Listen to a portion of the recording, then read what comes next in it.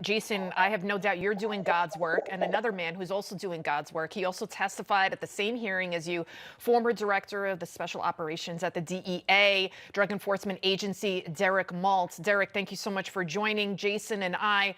There was also another clash where you were involved with at this hearing with Mississippi Congressman Benny Thompson. Take a look.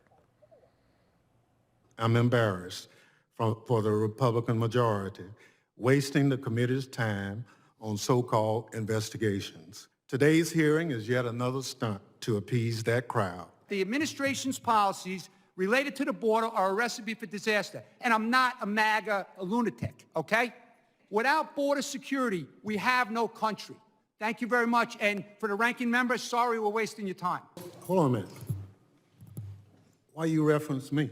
Because in your opening statement, you said that this was a charade, it was a waste of time, whatever words you used, and kids are dying at record levels, and I don't appreciate that. Look, I said nothing. Hold on, the ranking member is not recognized. Yeah. Bravo, Derek. Good for you.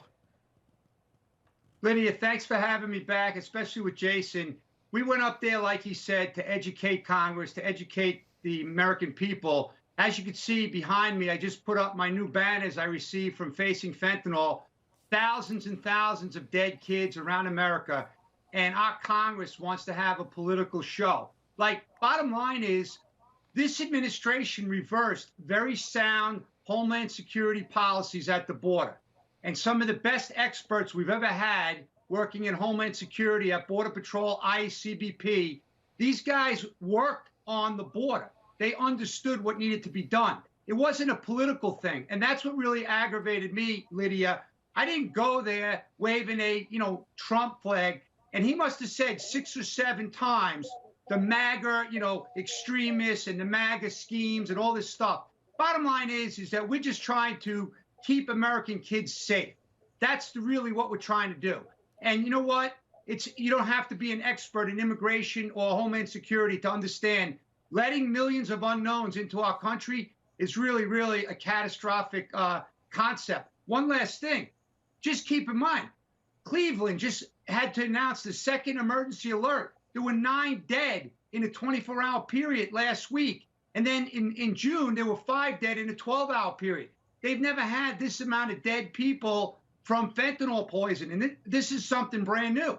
So shame on the Congress for not taking it serious. Absolutely. And I like how you say that these are drug poisonings. They're not overdoses, because a lot of these people, they don't realize they're taking a pill. It's laced with fentanyl. And then you're seeing what's happening in San Francisco, here in New York City, and in Philadelphia, people walking around like zombies. Jason, talk to me about the children. They're being used, right? Like, you see that a lot of these, we don't know if they actually are the child of this person coming across the border. We don't know who these kids are.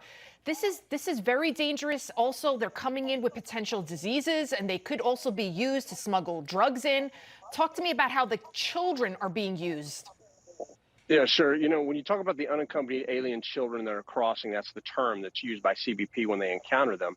You were talking about hundreds of thousands in the last few years. This is why now DHS has had to admit that they don't know where over 80,000 are domestically in this country. To the cartels, I did a debrief of an individual who was with Cartel del Noreste, the former Los Zetas. And I asked him whenever they were having all these families crossing at one time, because what the cartels were doing at the time, specifically the Zetas, is they would take a family that had 3 or 4 children. They would take 2 to 3 of those children. So that way that family still had one, and they would give those other kids to single males. That way when they crossed, they were considered a family unit. And I'll never forget this. I asked him, I said, well, how, when they get to this side, do they reunite the children back with those families?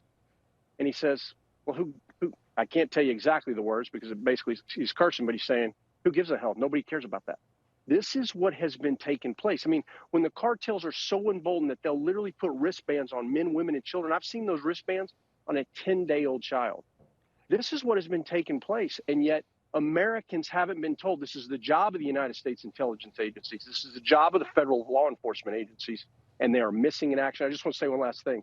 It was an honor to be on that committee with Derek Maltz. I've known this man in our old prior world when he ran the Global Intelligence Center, focusing on the cartels, and now in this world, here he is still at it, trying to illuminate what they're doing to American families. So it was an honor to be with him. It's an honor for me to be with you both. You're both doing God's work, and you're very brave for everything that you do. But if you try to say anything about not having illegals come, they call you a racist. But now New York City Mayor Eric Adams, he's urging the illegals to find another city because there's simply no more room at the inn. Take a listen. 90,000 people have arrived in our city and have gone through the process. We gave them a place to sleep. We gave them food. We ensured that their children were in our school system and incorporated into our school system. But we cannot continue to absorb tens of thousands of newcomers on our own without the help of the state and federal government. Well, instead of asking for more money, why not just say close the border? It's costing New York City about $8 million a day to take care of all these illegals. You go to Times Square, by the way, you see like young able-bodied men. I'm assuming that they're illegal aliens all over the city. This is not good for our country in general because we don't know who these people are. Derek, your reaction to hearing Eric Adams saying there's no more room? Well, Lydia, I'm from New York, and I know New York City very well. I was the head of the task force in Manhattan with the NYPD, and it's really sad to see how many law enforcement folks leaving to get out of this this current situation we're in. But the scary part is how many unknowns are in the country. The buses that are coming up from the border, they know who those people are for the most part. But it's all the gotaways that I worry about because New York City is a prime target for another terrorist or a mass casualty event. And this is the thing that America doesn't know. I have a question for CBP because I love CBP, but I don't understand why the gotaway numbers, the most important numbers that we need to know about, are never published on the website. That to me looks like the administration is not allowing them to tell the public how many unknowns just ran into the country from China, from Russia, from Iran, from Syria, from countries that want to destroy this place. So that's the number, and I would love to know the answer to that. I could be wrong. Maybe the stats are buried somewhere. I can't find them, but I only get that information because there's brave CBP and Border Patrol officers that release it to folks like myself and others and Jaeson and people they know are trying to educate the public. You know, the number of young, able-bodied men that are coming from countries all over the world, a lot of them Chinese nationals, a lot of them, it's alarming because, again, we don't know who these people are. There are some estimates it's 2 million gotaways, but that could be a conservative estimate. Jaeson Jones, Derek Maltz, thank you both for everything that you do, and I look forward to speaking with you again.